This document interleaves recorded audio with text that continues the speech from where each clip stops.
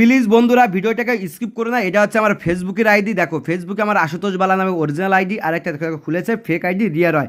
তো ভাই জানি তুমি আমাকে সব জায়গার থেকেই ফলো করছো, এমনকি তুমি আমার ফটোও ব্যবহার করেছো। আমি যত ফটো আপলোড করেছি সব কিছু ব্যবহার করেছো ফেসবুকে।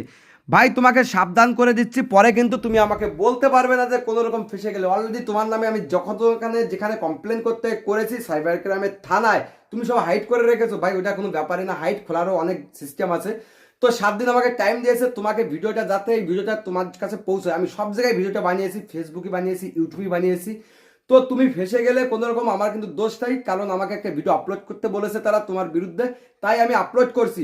কোনো রকম অসুবিধা হলে আমাকে কিন্তু বলতে পারবে না। আমি চাই না সোশ্যাল মিডিয়ায় এসে কারোর সঙ্গে কোনো ঝামেলা অশান্তি হোক।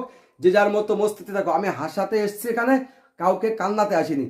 তো তোমাকে এইটুকু বলার জন্য ভিডিও করলাম। ভালো থাকো, সাবধান থাকবো। বোধ থাকলে 7 দিনের মধ্যে ভিডিও কিন্তু এর পরের থেকে তুমি আপলোড করো, আমি কিছু জানি।